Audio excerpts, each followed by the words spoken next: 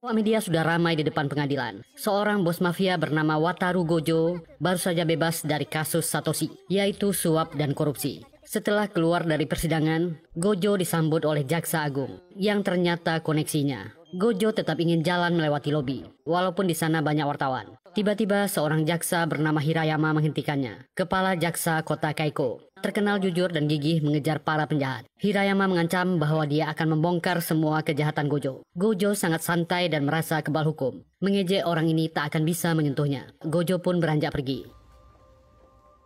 Saat Gojo di luar, dia sudah dikerumuni para wartawan. Seorang gadis wartawan langsung menyela dengan berani bertanya. Dia dibebaskan karena memiliki koneksi dengan para aparat hukum. Apa perasaannya? Gojo mengambil mic-nya, menyangkalnya dan membela diri atas tuduhan itu. Dia tak bersalah. Bahkan Gojo dengan tak tahu malunya mempromosikan dirinya untuk menjadi wali kota di kota Kaiko. Dengan dalih ingin menyelamatkan kota dari keterpurukan dan kejahatan yang mewabah di wilayah ini. Dia akan menjadi solusi semua masalah di kota ini. Semua warga di kota Kaiko mendengar omong kosong Wataru Gojo. Dan inilah Bad City. Di sebuah pemandian privat, sekelompok yakuza sedang mandi menikmati pemandian air panas. Seorang pria dengan jas hujan plastik ingin masuk, tapi dia dilarang. Yang terjadi adalah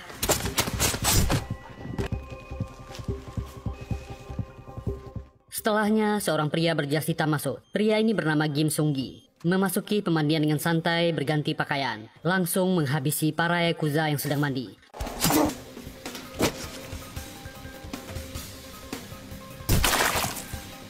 Lalu dia mendatangi pimpinannya yang bernama Sakurada. Dengan santai orang ini memperlihatkan pisaunya. Seonggi seorang yakuza keturunan Korea. Dengan santai mandi setelah menghabisi semua yakuza di sana. Petugas polisi datang untuk menginvestigasi tempat pembantaian itu. Dua detektif ini bernama Ryota dan Satoshi. Dua petugas jujur dan berani dari divisi kejahatan berat yang mungkin langka di kota Keiko saat ini. Korbannya adalah bos Yakuza Sakurada dan beberapa petingginya. Bahkan markas Sakurada sudah hancur. Semua anak buahnya di sana tewas. Dan anehnya, brankasnya sudah terbuka, isinya hilang. Polisi pemula bernama Megumi datang ke TKP dengan tergesa-gesa. Di dalam dia dimarahi kedua seniornya. Ke TKP malah berpakaian rapi. Kapten divisi mereka berkata tangan Sakurada terpotong. Pasti dibawa pelaku untuk membuka brankas di markas korban. Megumi bertanya apa yang terjadi. Satoshi pun membuka bungkus plastik itu. Megumi langsung mual dan muntah. Satoshi memberitahu Megumi tentang dua prinsip detektif lapangan. Jangan muntah, jangan menangis di TKP. Tiba-tiba mereka mendapat laporan darurat bahwa telah terjadi pembantaian di sekitar markas Sakurada. Songgi berjalan di sebuah lorong. Orang ini adalah Oyama, asisten Gojo. Tujuan mereka menghabisi Sakurada adalah barang di brankasnya. Tapi barang itu sudah hilang. Ada yang mendahului Songgi. Gojo pun keluar. Dia dimarahi oleh Gojo. Mereka bekerja sama untuk mendapatkan barang itu. Tapi dia membuatnya kecewa. Kekacauan yang dia buat bisa menjadi masalah untuknya. Dia meminta Songgi untuk bekerja lebih baik. Songgi pergi dengan marah. Hanya karena bosnya lah dia melakukan perintah Gojo. Esok harinya, kepala jaksa kota Kaiko, Hirayama memanggil seorang jaksa bernama Koizumi. Kota Kaiko saat itu memang sedang meningkat kejahatannya. Jaksa Hirayama sangat yakin Gojo adalah dalang meningkatnya perang geng di kota ini. Dia meminta wanita ini membentuk divisi khusus yang bertugas mencari bukti kejahatan Gojo. Penjarakan dia. Jaksa ini sudah memilih anggotanya dan meminta Kozumi untuk memeriksa. Anggotanya adalah Satoshi Kumamoto dan Ryota Nizaki dari divisi kejahatan berat. Dan Letnan Polisi Pemula Megumi Nohara. Mereka dipilih karena catatan riwayat mereka bersih. Dan ketua timnya adalah Kapten Makoto Torada. Saat ini berada di penjara karena tuduhan palsu menghabisi seseorang. Koizumi terlihat tak senang Torada menjadi bagian dari tim. Walaupun Torada mantan atasannya, orang ini kasar mulutnya dan bertindak seenaknya sendiri. Hirayama meyakinkan Torada mengawali karirnya di kejaksaan, lalu pindah ke kepolisian, hingga menjadi kapol divisi kejahatan berat. Dia bisa diandalkan. Dia akan bertanggung jawab sepenuhnya terhadap tim ini. Inilah pria bernama Makoto Torada, seorang pria yang sudah tua. Tapi pada zamannya pria ini adalah petugas yang paling ditakuti Yakuza seluruh Jepang. Sipir menyuruhnya keluar. Kepala jaksa ingin bertemu dengannya.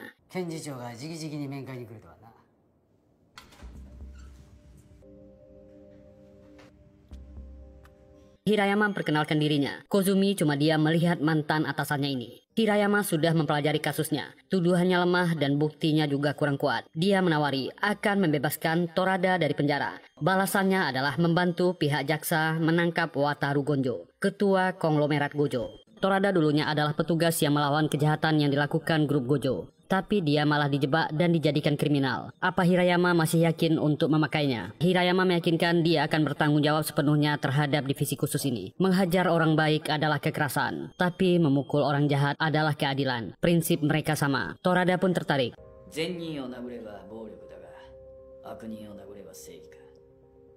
Ketiga orang ini sangat kaget ketika tahu mereka dibebas tugaskan oleh kapten mereka. Mereka dipindahkan ke tempat baru dan diminta menuju sebuah alamat. Mereka pun menuju ke sana, sebuah tempat permainan arcade yang sudah tutup. Satoshi dan Ryota sangat terkejut saat melihat Torada, bekas kapten mereka yang telah bebas dari penjara. Torada dulunya adalah mantan kapten divisi kejahatan berat. Torada dengan tegas menyuruh Megumi yang pemalu untuk memperkenalkan diri.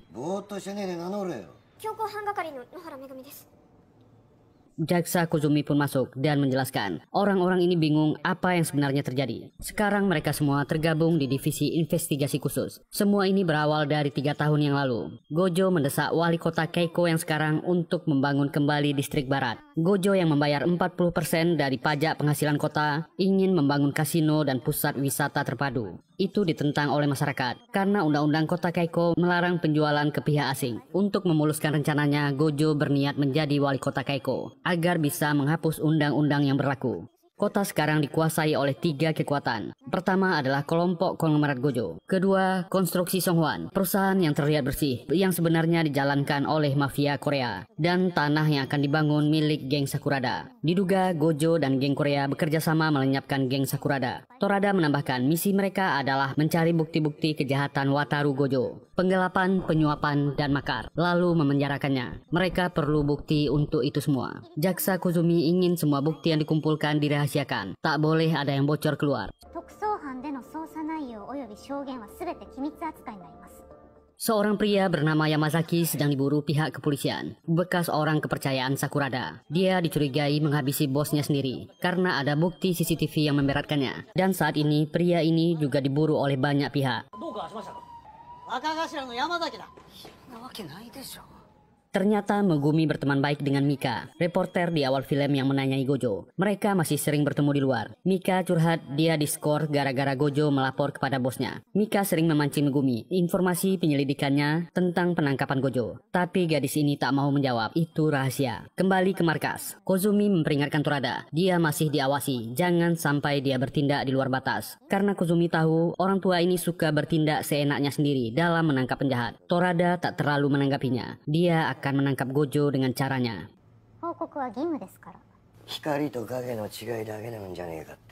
Inilah bos Songhwan Konstruksi, Madam Yun, kelompok gangster Korea yang menyamar jadi perusahaan konstruksi. Songgi datang menemuinya dan memberi kabar Torada dibebaskan dari penjara. Dia sudah mengirim orangnya untuk mengurus orang tua ini. Ternyata di masa lalu, Torada lah yang telah menghabisi putranya yang bernama Taekyun. Madam Yun meminta Kim Songgi untuk tak gagal kali ini.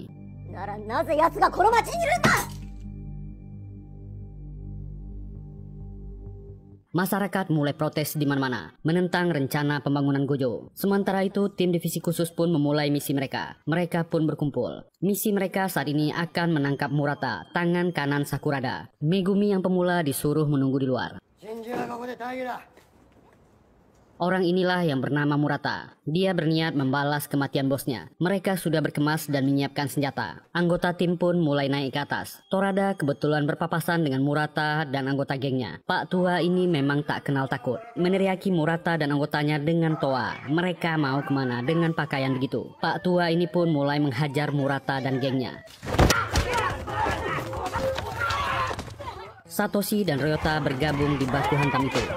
Tubuh Torada boleh tua, tapi Pak Tua ini sangat ganas. Anggota geng ini bukanlah apa-apa baginya.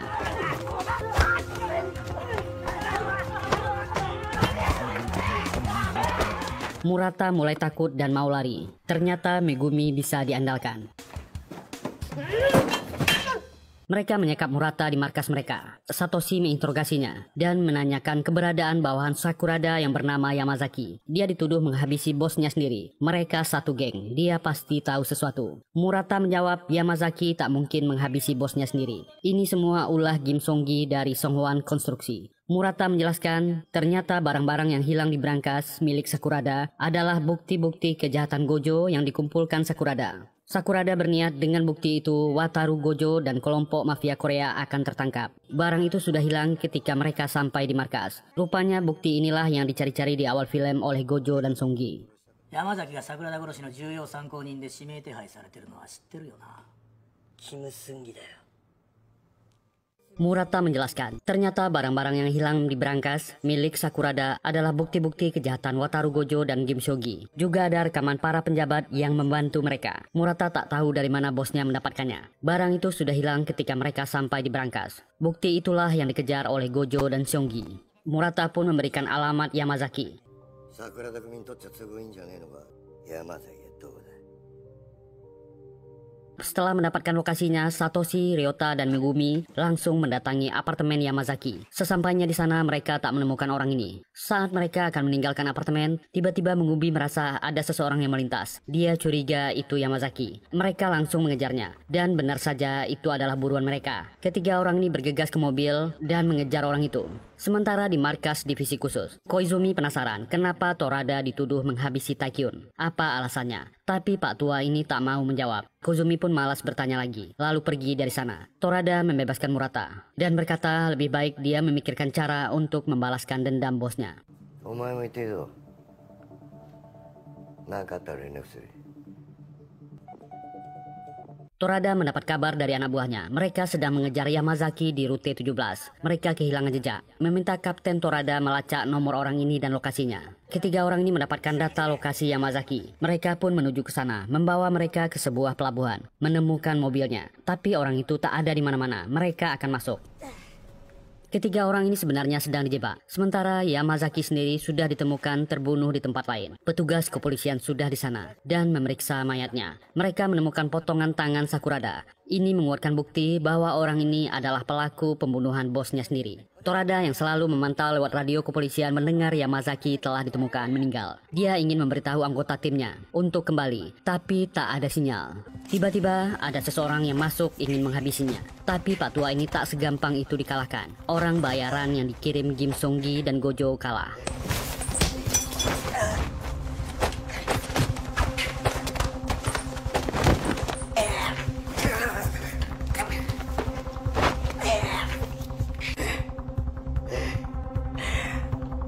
Kembali ketiga anggota tim, mereka memasuki tempat itu dan mulai mencari-cari. Yang mereka temukan hanya seseorang yang sedang memotong ikan. Ketiga orang ini menodongkan pistolnya dan menyuruhnya berbalik. Ini adalah pria di awal film. Pria ini bernama Han, seorang profesional. Seorang ahli bela diri yang sangat rahasia. Dibayar dan disewa oleh Wataru Gojo untuk membantu misi Gojo dan Kim Song-gi. Ketiga orang ini dalam bahaya. Lebih banyak lagi orang yang masuk mengepung mereka. Mereka terpaksa menembak. Tapi ini tak menghentikan orang-orang ini menyerang. Baku hantam tak terelakkan. Megumi yang pemula ternyata sangat jago bertarung. Dia cukup hebat.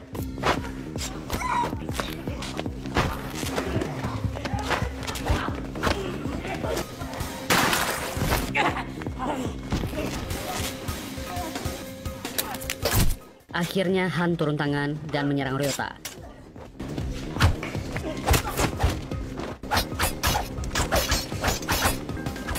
Ryota kesulitan melawannya. Orang ini profesional.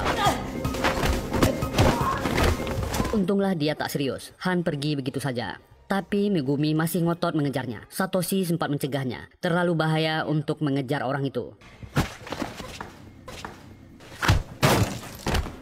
Megumi tentu saja bukan lawan Han. Saat itulah Satoshi menolongnya. Satoshi yang mengkhawatirkan Megumi jadi tak fokus. Dan akhirnya dialah yang menjadi korban Han.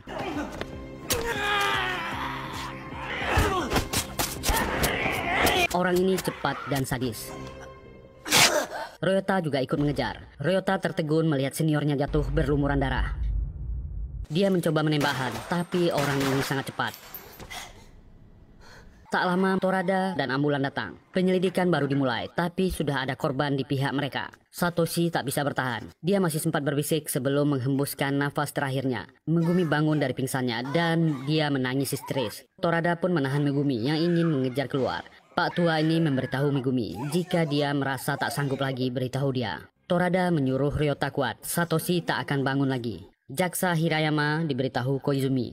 Satoshi tewas saat bertugas. Jaksa ini sangat kaget dan bergegas menuju rumah sakit. Namun baru saja dia keluar dari gedung, tiba-tiba dia ditabrak oleh sebuah mobil. Semua ini adalah rencana Gojo. Gojo ternyata sudah mendapat info dari orangnya bahwa Hirayama telah membentuk pasukan khusus dengan Torada sebagai ketuanya, khusus untuk menangkapnya. Gojo pun menghabisinya lebih dulu karena dia adalah otak dari divisi khusus. Gojo ingin Songgi segera menghabisi bosnya sendiri. Dia meminta rencana itu segera dilaksanakan agar tak ada lagi batu halangan.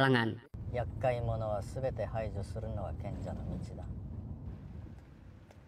Ternyata Torada melakukan hal yang gila. Dia datang ke markas Songwan Konstruksi, meminta bertemu Madam Jun. Torada bertemu dengan wanita ini, memberitahu orang kepercayaannya Songgi bekerja sama dengan Wataru Gojo. Wanita ini kaget. Madam Jun dan Gojo memang bersaing. Bos wanita Korea ini dari dulu memang tak suka dengan orang Jepang, apalagi dengan Gojo yang sangat serakah. Kepalanya ditodong pistol oleh tangan kanan Madam Jun. Pak tua ini ingin Madam Jun menyerahkan Songgi. Dia rela dihabisi, tapi Songgi harus dikirim ke penjara. Dan Madam ini menembak.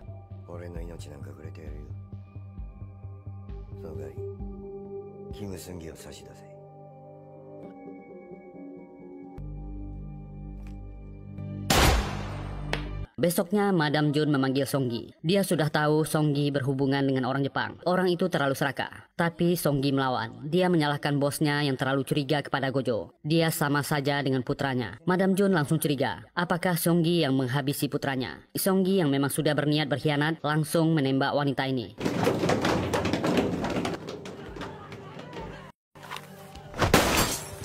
Untunglah si pengawal bergerak cepat. Tembakan itu meleset. Ternyata Kim Songgi sudah menyiapkan pasukannya. Tangan kanan Madam Jun yang bernama Moto segera membawa lari bosnya. Murata yang kebetulan sedang mengawasi tempat itu mencari petunjuk, tak menyangka Madam Jun dikhianati dan dikejar puluhan orang. Dia memutuskan membantu Madam Son. Kedua orang ini segera masuk ke mobil. Madam Son teringat perkataan Torada. Dia memang tak jadi menembak orang ini. Torada mengatakan rahasia masa lalu. Dulu anaknya Taekyun memberikan informasi tentang Gojo dan Songgi yang bekerja sama karena dia ingin melindungi ibunya. Torada memberikan surat Taekyun. Dia harus datang ke sini. Koizumi mengumpulkan anggota divisi khusus yang tersisa di dekat sebuah dermaga. Tim mereka akan dibubarkan karena kepala jaksa Hirayama meninggal. Koizumi berkata ini sudah selesai dan Kapten Torada menghilang. Statusnya buronan. Dia melarikan diri. Tim ini sudah selesai. いい？冤罪が認められない以上、彼はまだ囚人よ。Murata mengantarkan kedua orang ini ke tempat aman. Madam Jun tak menyangka bekas anak buah musuhnya Sakurada yang menyelamatkannya. Kambing hitam dari pembunuhan jaksa Hirayama adalah bekas asisten Gojo, Oyama. Dia mengorbankan orangnya sendiri. Dia dibuat seakan-akan bundir di mobil yang dipakai untuk menabrak jaksa Hirayama. Gojo pun melakukan jumpa pers tentang Oyama, asistennya yang berani-beraninya menabrak jaksa Hirayama. Gojo pun mengaku Oyama melakukannya karena membuat kesepakatan dengan Kim Songgi. Gojo mengaku baru pertama kali bertemu dengan Songgi. Dia tak mengenalnya. Karena merasa bertanggung jawab atas kesalahan anak buahnya, dia akan mengundurkan diri dari wali kota. Songgi dan Han yang melihat siaran pers itu sangat kesal. Ternyata Gojo ingin menyelamatkan dirinya sendiri. Han bahkan belum dibayar Gojo untuk membantu tugas Songgi. Han yang seorang profesional sangat tersinggung. Songgi memujuk Han agar membantunya mencari bukti yang hilang di berangkas Sakurada. Setelah itu ketemu, mereka akan menghabisi Gojo. Lalu saat Gojo ke toilet, Torada telah di sana menunggunya. Torada mengancam jika dia sudah mendapatkan bukti yang kuat untuk menjebloskan Gojo ke penjara. Lagi-lagi Gojo tetap santai. Dia tak akan bisa disentuh hukum.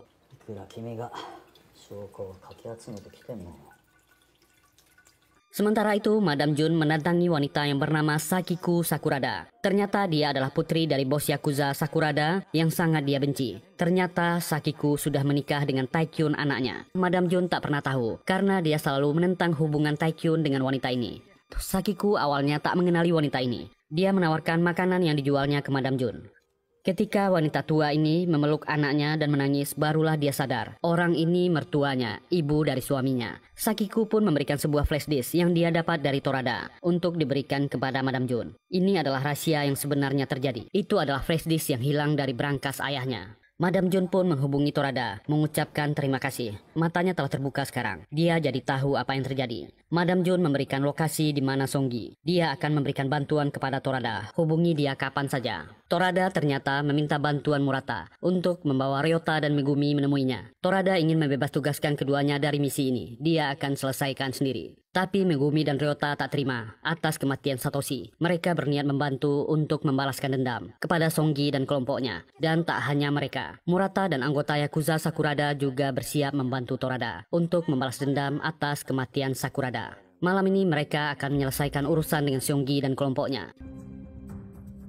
Di sebuah kafe, nona wartawan ini masih sibuk mencari bukti dan berita kecurangan Wataru Gojo. Saat dia mengambil barangnya yang terjatuh, tiba-tiba seseorang meletakkan flash disk di mejanya. Itu tangan kanan Madam Jun. Mika menerima pesan masuk dari Megumi. Laporkan dan publikasikan. Dia akan menjadi pahlawan dan segera promosi di kantornya. Mika pun melihat isinya. Dia sangat kaget. Ini akan membuatnya terkenal. Torada beserta anak buahnya dibantu dengan anggota Yakuza Sakurada sudah sampai di markas Songgi. Bersiap bertarung. Mereka akan perang malam ini. Mereka sudah terkepung. Mereka kalah jumlah. Tapi itu tak membuat mereka mundur. Perang skala besar terjadi. Walaupun kalah jumlah, mereka tetap melawan.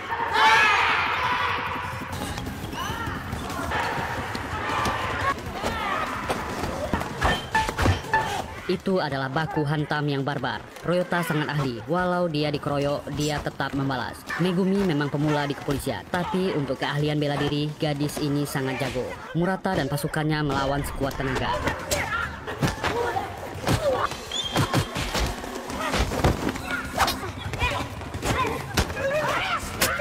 Kim Songgi melihat dari lantai atas, meminta Han untuk membantunya kali ini. Torada melihat Kim Songgi yang akan pergi segera mengejarnya. Pak tua ini menghajar para preman yang menghalanginya. Torada memanggil Megumi dan Ryota untuk ikut dengannya. Dengan dibantu Murata dan pasukannya, kedua orang ini bisa naik ke atas. Satu demi satu, preman yang menghalangi dihajar Torada. Megumi dan Ryota ikut membantu, mencoba menutup pintu. Dengan susah payah mereka mencoba mendorongnya. Terlalu banyak orang. Kembali pasukan Murata membantu mereka.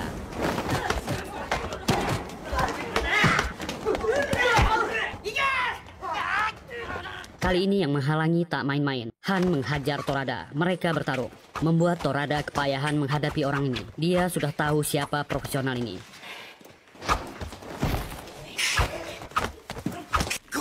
Torada berusaha memujuk Han. Dia telah dibuang oleh Gojo. Kenapa dia masih di sini membelanya? Saat itulah Megumi dan Ryota datang. Kedua orang ini ingin membalaskan dendam Satoshi seniornya. Sementara itu, Torada menghadapi Songgi yang menunggunya. Songgi sudah tahu ternyata Taikyun menyerahkan data flash disk kepadanya. Jika Torada memberikannya, dia dan teman-temannya bisa pergi dengan aman. Ternyata Songgi lah yang menghabisi Taikyun. Di masa lalu pertemuannya dengan Jaksa Agung dan Gojo direkam Taikyun. Dan Songgi menyerang Torada. Kedua veteran ini bertarung dengan parah. Mereka mengeluarkan semua kemampuannya.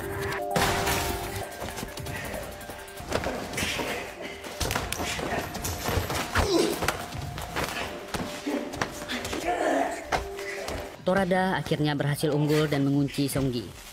Kembali ke pertarungan di lorong, Megumi dikalahkan. Dan Ryota mengeluarkan semua kemampuannya menghadapi Han. Tetap saja orang ini terlalu tangguh bagi mereka.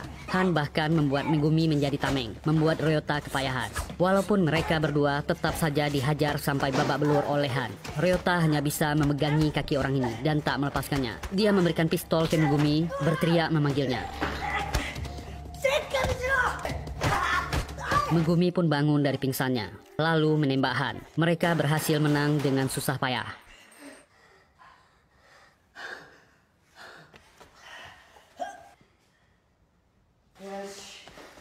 Sementara di dalam, kedua veteran ini tak ada yang mau mengalah. Akhirnya Torada berhasil mengunci dan mematahkan tangan orang ini. Dan Torada berhasil merebut pistol Songgi dan menghabisinya.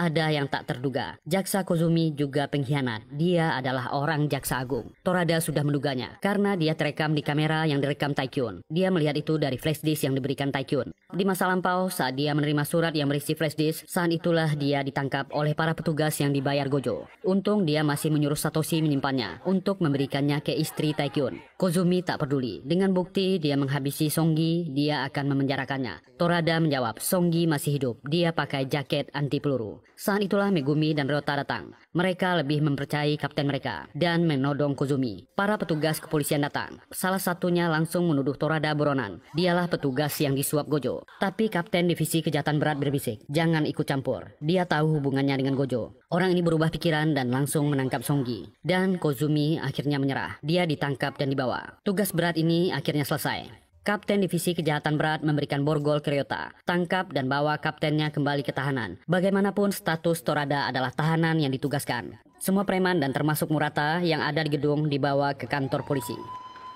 Video yang diterima Mika diunggahnya ke internet. Semua pejabat yang terlibat di penyuapan Wataru Gojo ditangkap. Gojo pun ditangkap dan dibawa pergi dari rumahnya. Saat dia dalam kerumunan, tiba-tiba dia terjatuh. Ternyata dia tertusuk di punggungnya. Ryota dan Megumi yang ada di sana sangat kaget. Ternyata Han masih hidup. Orang ini juga ternyata memakai rompi anti peluru. Dia marah karena Gojo meninggalkannya bersama Seonggi dan bahkan tak dibayar. Bagi asasin profesional sepertinya, itu adalah penghinaan. Ryota dan Megumi mengejar, tapi mereka kehilangan jejak. Han sudah menghilang. Megumi dan Ryota mengunjungi Torada di penjara. Pak tua ini dibebaskan dari segala tuduhan. Dia diputuskan tak bersalah. Jabatannya dikembalikan. Mereka diizinkan untuk membentuk tim khusus lagi. Masih banyak penjahat lain di kota Kaiko. Dan film ini pun berakhir. Semoga terhibur. Terima kasih sudah meluangkan